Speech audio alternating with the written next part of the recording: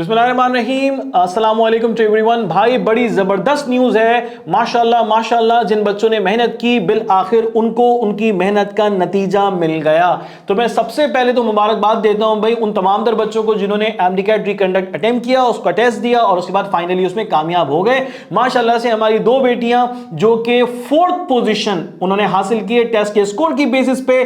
भाई हमारी एक बेटी है जिनका नाम है उनैसा इसहाक और दूसरी बेटी है उनका नाम है सिमरा मतलूब। माशाल्लाह भाई आप लोग दोनों को बहुत बहुत मुबारकबाद। छाजों की पूरी टीम की जानिब से आप सबको बहुत बहुत मुबारक हो और आप लोगों ने माशाल्लाह से 4th पोजीशन हासिल की और आपका स्कोर बन रहा है 188।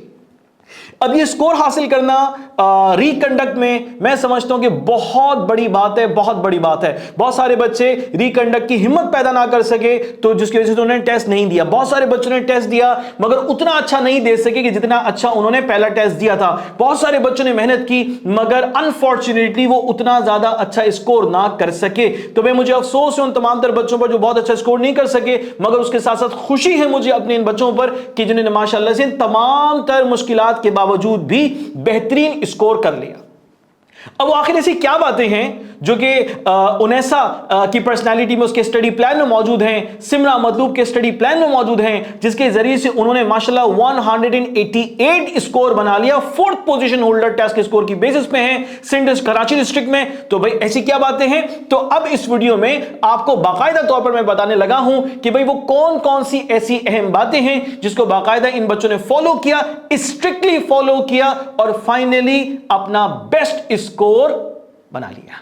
तो वीडियो के बाकी हिस्से में इंशाल्लाह आप देख सकेंगे वो तमाम तर अहम बातें जिसके जरिए से एमडीकैट में एक जबरदस्त स्कोर बनाना मुमकिन है। और ये वीडियो खास तौर पर उन बच्चों के लिए है जो कि एमडीकैट 2025 में अपना एमडीकैट देना चाहते हैं। उन बच्चों के लिए इस वीडियो का देखना मैं समझता हूं बेइंतहा जरूरी है और बिल्कुल मुमकिन है कि इस वीडियो को देखने के बाद अपने कोर्स प्लान को स्टडी करके बनाकर अच्छा सा तैयारी अपनी मुकम्मल करके आप एमडीकैट 2025 अटेम्प्ट करें और आप भी पोजीशन होल्डर टेस्ट के बन जाएं। बिल्कुल हो सकता है, तो इस वीडियो को जरूर जरूर आखिर तक देखिएगा। मेरा नाम उनैसा इसहाक है।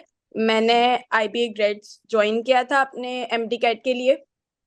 कॉलेज मैंने उस्मान पब्लिक स्कूल सिस्टम से पढ़ा था और उसके बाद फिर मैंने एमडीकैट जर्नी के लिए आईबीए ग्रेड्स को चूज़ किया। चूज़ करना भी एक मतलब जब आप चूज़ कर रहे होते हो कि कौन सा इंस्टीट्यूट ज्वाइन करें, वो भी एक बहुत मुश्किल मरहला होता है। लेकिन आई एम ग्लैड कि मैंने आईबीए ग्रेड्स को चुना। बहुत सारी उसकी वजूहात हैं। एमडीकैट के जर्नी में सबसे ज्यादा डिस्ट्रैक्ट करने वाली चीज क्या थी? The most distracting part was uncertainty. किसी चीज में सर्टेनिटी नहीं थी। कभी syllabus out of syllabus questions आ रहे थे पास पेपर्स में, स्कोर अच्छे नहीं आ रहे थे, टेस्ट रिजल्ट अच्छा नहीं आ रहा था। अनसर्टेनिटी बहुत ज्यादा थी। डिमोटिवेटिंग फैक्टर ये बहुत ज्यादा था। अपना 100% देने के बाद जब रिजल्ट ना मिले तो अच्छा नहीं लगता। लेकिन एक बात समझनी चाहिए कि स्कोर इम्प्रूव्स विद टाइम। आपको प्रैक्टिस करनी पड़ेगी, आपको एक्सपर्टीज टाइम के साथ आएंगी। आप इंस्टेंट रिजल्ट नहीं ले सकते। मुझे बताइए, क्या आपको मोबाइल ने परेशान नहीं किया इस पूरे सेशन में? नहीं, मुझे नहीं किया। Personally it's about your own motivation कि आप कितना अपना इनपुट दे रहे हैं। मेरे लिए मोबाइल और आई वाज पूरी completely cut off from the outside world. I didn't go anywhere till now, at least. No, it's not a demotivating factor or distracting factor unless you are committed. एक और बात, एक और सवाल से जुड़ा हुआ है। आपने अपनी एमडीकैट की प्रिपरेशन का आगाज कब से किया था? थ्योरी एग्जाम्स से यकीनन पहले किया होगा, कितना पहले किया था? जब मैंने इंस्टीट्यूट ज्वाइन किया था, मुझे एग्जैक्टली याद नहीं है कि मैं फर्स्ट बैच की स्टूडेंट हूँ। आईबीए का जो एमडीकैट बैच था वो फर्स्ट बैच, तो मुझे एग्जैक्टली डेट याद नहीं है कि कब से वो शुरू हुआ था। आई गेस सितंबर में वो स्टार्ट हो गया था। तो आई रिमेम्बर कि जैसे ही मैं मतलब सारे वहाँ काफी मोटिवेट कर रहे होते हैं सर, और बाकी भी हमें एक आउटलुक मिल रहा होता है कि हमें जो है ना वो अपनी तैयारी खुद करनी है। हमें ये नहीं देखना कि हमारे फ्रेंड्स या दूसरे बच्चे किस तरह करें, हमें अपना शेड्यूल खुद बनाना है। हाँ, हमें लोगों से उनका शेड्यूल पूछ के समझ के और थोड़ा रियलाइज करने की कोशिश करनी है कि हम मतलब कर रहे नहीं कर रहे क्या, लेकिन ये कि आपको खुद अपने हिसाब से अपने पोटेंशियल के मुताबिक चीज़ों को मैनेज करना है। और मैंने जो है ना सितंबर से ही थोड़ा थोड़ा थोड़ा करके स्टार्ट कर दिया था। एक बात जो मुझे बहुत सब लोगों ने कही थी, जो डॉक्टर्स बन चुके हैं काफ़ी अरसों से अपनी जो सर्विसेज दे रहे हैं, और जो अभी रिसेंटली जिन्होंने एमडी कैट किया है, काफ़ी लोगों ने मुझे इस बारे में आगाह किया था कि आपकी जो प्रोविंशियल बुक्स है तो वो आप बहुत अच्छे से उसको घोल के पी जाएं। खासकर बायो बायो जो था ना, बिल्कुल ऐसे ही। वो मैंने बहुत ज्यादा रीड की थी उसकी बुक। तो मैंने ये साथ साथ ही शुरू कर लिया था। लाइक जब मैं फर्स्ट ईयर में थी ना, तब से ही मैंने बुक्स वगैरह पढ़ना अच्छी तरह शुरू कर दी थी, ताकि एंड के 2 महीनों में मेरे ऊपर किसी भी किस्म का प्रेशर ना हो। आपके सफर में सबसे बड़ा ऑब्स्टेकल, हर्डल क्या था? सिलेबस कंप्लीशन पहली बात, क्योंकि नहीं होता, बहुत सारा सिलेबस है और रिसोर्सेज के अपनी बुक पढ़ानी book, we were the first one with the new STB, so it was very difficult to cover all of that. और सिलेबस कंप्लीशन के बाद भी जब स्कोर नहीं आ रहा होता तो ज्यादा दुख होता है। फिर आप डिफरेंट रिसोर्सेज पर जाना पड़ता है, टाइम लेता है, कुछ भी इंस्टेंट नहीं होता। The preparation is like balance, revision, practice and learning, इन तीनों का बैलेंस है। कोई एक भी फैक्टर लैक करेगा, आपका स्कोर अच्छा नहीं आएगा। आपको तीनों को लेके चलना है। Physics, chemistry, biology, English, logical reasoning, इन पांचों सब्जेक्ट्स में सबसे ज्यादा मुश्किल और चैलेंजिंग सब्जेक्ट कौन सा था? आई गेस सब एग्री करेंगे, फिजिक्स इज मोस्ट चैलेंजिंग। सबसे सब ज्यादा एग्री करेंगे, टाइम पक्का चाहिए आपको होता कॉन्फिडेंस है? है। जी बिल्कुल, क्योंकि medical students are very like, हमारी सबसे बड़ी लैकिंग फिजिक्स होती है। फिजिक्स प्रैक्टिस मांगती है बहुत ज्यादा, कॉन्सेप्ट चाहिए होता है, बुक रीडिंग से नहीं आती। तो टेंशन नहीं लें, प्रैक्टिस करें, जितना हो सके करें। For me I used multiple resources, छाजाओ was one of them, and या practice is main for physics. 838 tests छात्र एप्लीकेशन पे, यानी कि ये कोई हल्का नंबर नहीं है। ऐसा नहीं है कि जनाब कोई ऐसे ही बच्चा उठे और वो सोचे कि मैं टेस्ट अटेम्प्ट कर लूं और इतने टेस्ट अटेम्प्ट कर ले, नहीं हो सकता। जब तक आप कॉन्सेप्चुअल बेसिस पे कनेक्टेड ना हो, जब तक आप अपने अंदर जो है ना वो एक एम लेके ना बैठे हो, दिमाग लेके ना बैठे हो जहन में कि यार, दिमाग में लेके बैठे हैं कि यार मुझे तो हर हाल में अपना स्कोर बेहतरीन करना है, तो वो बच्चा ही कर सकता है, बाकी और बच्चे नहीं कर सकते।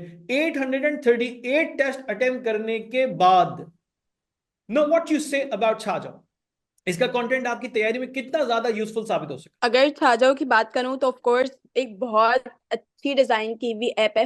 छाजाओं में आपको पास पेपर भी मिलेंगे, मॉक टेस्ट भी मिलेंगे, छोटे छोटे उसके छोटे छोटे टेस्ट भी मिलेंगे, जैसे 15 एमसीक्यूज वाले। तो उससे क्या होगा कि आप कहीं भी बैठे हैं, आपको ज्यादा टाइम नहीं लगेगा। अगर जैसे बायो है तो वो तो लेस देन 5 मिनट्स में वो सॉल्व हो जाएंगे, 15 एमसीक्यूज। तो आप कहीं भी बैठे हैं, आप वो बैठ के वो सॉल्व कर सकते हैं। लाइक अगर आपका किताबें खोलने का दिल नहीं चाह रहा, तो आप इस तरह अपने जो कॉन्सेप्ट्स हैं और अपनी जो लर्न की भी चीज़ है उसको इस तरह रिकॉल कर सकते हैं। तो एक तो ये कि मैंने ये बात बहुत अच्छे से नोट की कि चीज़ें कभी कभी ऐसी होती हैं कि आप पढ़ रहे होते हैं लेकिन आपके जहन में नहीं बैठ रही होती। लेकिन अगर आप उसी के सवाल अटेम्प्ट करें, क्वेश्चंस अटेम्प्ट करें, तो फिर उससे होता यह है कि वो चीज़ें रिकॉल होती जाती है और बहुत स्ट्रांगली आपके माइंड में जो है ना वो बैठ जाती हैं। और बाकी ये कि कुछ चीजें जैसे छाजाओं पे इस चीज को बहुत ज्यादा मद्देनजर रखा गया है कि बच्चों के कॉन्सेप्ट क्लियर हों। बायो में मैं नोट कर रही थी, बायो को कभी मैंने इस नजर से नहीं देखा, लेकिन उसमें बहुत सारे कॉन्सेप्ट होते हैं। एक एक वर्ड की वजह से जो है ना पूरा स्ट्रक्चर चेंज हो जाता है। जैसे हमारा एक एग्जाम्पल दे देती हूँ मैं। है? जो लेरिंग्स है उसके एक फिब्रस स्ट्रक्चर उसके अंदर का पूछा हुआ है, एक कार्टिलेजिनियस स्ट्रक्चर पूछा हुआ है। तो उसकी वजह से बच्चे काफी कंफ्यूज हो जाते थे कि हमारी बुक में तो जो है ना लेरिंग्स का जिक्र है, लेकिन वो होना चाहिए एपिग्लॉटिस। तो ये जो स्लाइड कंफ्यूजन हो रही थी चीज के फिब्रस और कार्टिलेज के बने हुए होने की वजह से, तो वो जो है ना ये इस तरह की बहुत सारी एग्जांपल्स हैं जो मैं दे सकती हूँ। तो वो छाजाओं ने हमारी क्लियर की। इसी तरह के बहुत सारे कॉन्सेप्ट्स हैं जो प्रैक्टिस करने की वजह से हमारे हल हुए हैं। इस स्कोर के बनाने में छाजाओ एप्लीकेशन का कितना किरदार है, क्या रोल प्ले किया, क्या फायदा हुआ आपको छाजाओ एप्लीकेशन के कंटेंट से, ये बताइए। The major resource I used was Chajao, of course. और मेरे लिए सबसे अच्छी बात शाहजहाँ की ये है कि कॉन्सेप्ट चैलेंज होते हैं आपके वहाँ पे। इट्स नॉट लाइक कि बुक की लाइंस आपको किसी भी नोट्स में मिल जाएंगी, नहीं, वहाँ कॉन्सेप्ट होता है। मैं बहुत अच्छे से एनालाइज कर सकती थी कि मैं कहाँ वीक हूँ, और फिर मुझे पता चल जाता था। और लाइक उसमें एक्सप्लेनेशन भी दी हुई होती है, तो आपको पता होता है कि आपको किस टॉपिक पे ज्यादा मेहनत करनी है। साझा को यूज करने वाले जो बच्चे हैं उनके लिए खास तौर पे एक बाकायदा व्हाट्सएप ग्रुप बना दिया गया, जिस ग्रुप में टीचर्स भी मौजूद होते हैं और वो टीचर सब्जेक्ट से रिलेटेड अपने जवाब बच्चों को दे रहे होते, ऑफ एंड ऑन जवाब बच्चों को मिल रहे होते, बच्चे एक दूसरे से एमसीक्यूज डिस्कस कर रहे होते। So how much helpful were that groups? They were very helpful, like instant.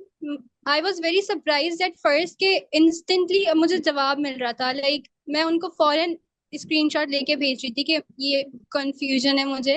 आपने माशाल्लाह से सितंबर 2023 से तैयारी का आगाज किया और माशाल्लाह अब जो है वो ऑलमोस्ट अगस्त तक ये सिलसिला आपका चलता रहा, यानी कि आपने तकरीबन जिंदगी के 12 महीने 11 महीने आपने इन्वेस्ट किए अपनी पढ़ाई में।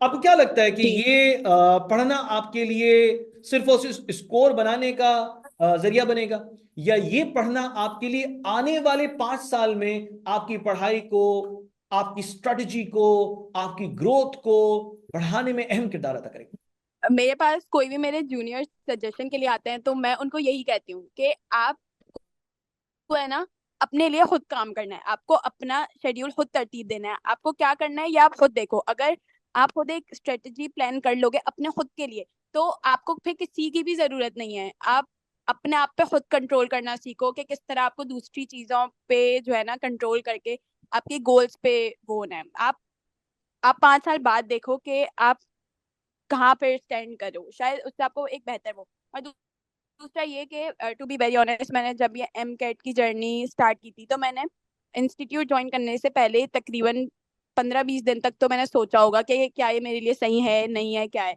लेकिन फिर मैंने बस अल्लाह ताला से कहा कि मैं ज्वाइन कर रही हूँ, अब मेरे हक में बेहतर हो तो मुझे यहाँ डाल दीजिएगा, मेरा एम कैट क्लियर करवा दीजिएगा और हो जाए मेरा ये सब। और ना हो हक में बेहतर तो जो मेरे हक में बेहतर है वहां मैं चली जाऊँ। और इवन तो मुझे अभी तक याद है, हम जब आईबीए में क्लासेस ले रहे होते थे तो मैं अपनी दोस्त के साथ प्लान बी सोच रही होती थी कि अगर एम कैट क्लियर नहीं हुआ या चलो लेट सपोज या नहीं होता है तो क्या करना है, तो हम ये सोच रहे होते थे वहां बैठ के काफी दफा। तो हमेशा प्लान बी होना चाहिए। और दूसरी बात ये कि अगर आप अच्छे से पढ़ेंगे अपने ऊपर काम करेंगे तो फिर ये है कि पहली बात ये कि आप जो है ना अपने सराउंडिंग में जो है उनको काफी हेल्प प्रोवाइड कर सकते हैं। बहुत से माशाल्लाह। लोग हैं जिनको जो है ना एक बेसिक गाइड चाहिए होती है जो कि कोई उनको प्रोवाइड नहीं करता है। इवन मैं जब एम कैट वाली जर्नी ज्वाइन करी थी तो मुझे ये था कि मुझे कोई बता दे बस कि ये वर्थ इट होता है नहीं होता क्या, क्योंकि आजकल जो है ना वो सोशल मीडिया खासकर इंस्टाग्राम बहुत सारी ऐसी उस पे बहुत सारी ऐसी चीजें होती है जो आपको जो है ना डिमोटिवेट कर देती है। लेकिन मैं ये कहूंगी कि आप वो करें जो आपके लिए बेहतर है। बहुत सारी चीजें बहुत सारे लोगों के लिए वर्कआउट नहीं करती हैं, वो उनके लिए नहीं होती हैं, तो उनको वहां सुकून ही फील नहीं होता है और वो वहां बेहतर नहीं कर पाता, लेकिन हो सकता है कि वो आपके लिए बेहतर हो। छाजा एप्लीकेशन को जो यूज करने वाले बच्चे हैं उन्हें बाकायदा तौर पे छाजा स्कॉलरशिप देता है, स्कॉलरशिप प्रोग्राम अनाउंस हो रहा होता है और अराउंड 3000 स्कॉलरशिप्स, 3000 स्कॉलरशिप्स पूरे पाकिस्तान के बच्चों के लिए, मेरिट बेस्ड स्कॉलरशिप जो वो पूरे पाकिस्तान के बच्चों के लिए अनाउंस की गई हैं। So what's your opinion about this step? क्या सोचते हैं इस बारे में, अच्छा काम है या बुरा काम है? What do you think?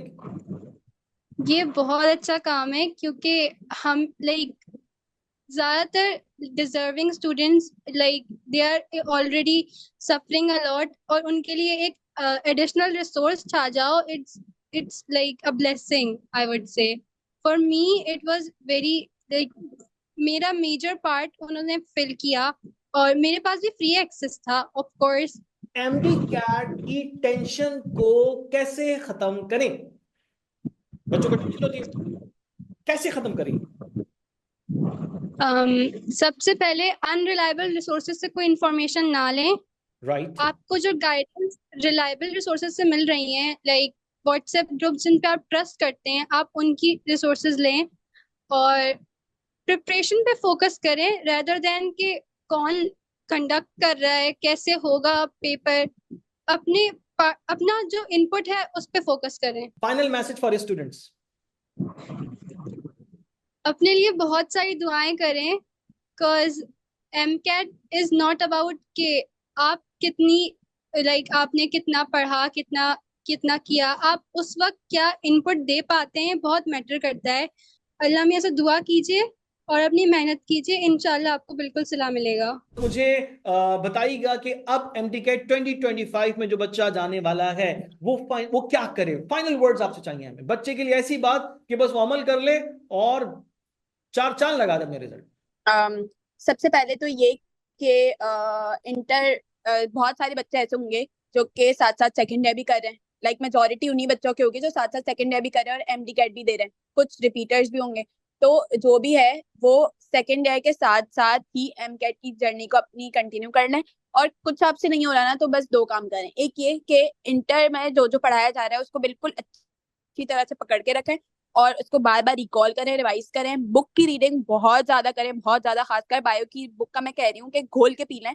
आपको पता होना चाहिए कि इस पेज पे ये बातें हुई थी, ये टॉपिक्स थे। मतलब इतनी ज्यादा हद तक आपको बायो की इन्फॉर्मेशन जो है ना वो बिल्कुल आपके दिमाग में होनी चाहिए कि कोई भी खड़ा होकर आपसे पूछ लेना कि ये क्या है तो आपको पता होना चाहिए हाँ ये है और इसका पूरा मैकेनिज्म ये, मतलब आप पूरी कहानी बता सके, इतना पक्का आपके जहन में जो है ना सब होना चाहिए। तो माशाल्लाह आपने देखा कि कितनी ज्यादा समझदारी से, मेहनत से, जद्दोजहद से और लगन से इन बच्चों ने अपनी तैयारी मुकम्मल की और फाइनली अपना बेस्ट स्कोर, अपनी पोजीशन बना ली है MDCAT में। तो क्या आप भी जो बच्चे MDCAT 2025 के लिए प्रिपरेशन करना चाहते हैं, कर रहे हैं, तो क्या आप भी ये चाहते हैं कि आने वाले वक्त में आप पोजीशन होल्डर बन जाएं टेस्ट के, आपका हाईएस्ट स्कोर हो कराची में, सिंध में, बल्कि पूरे पाकिस्तान में?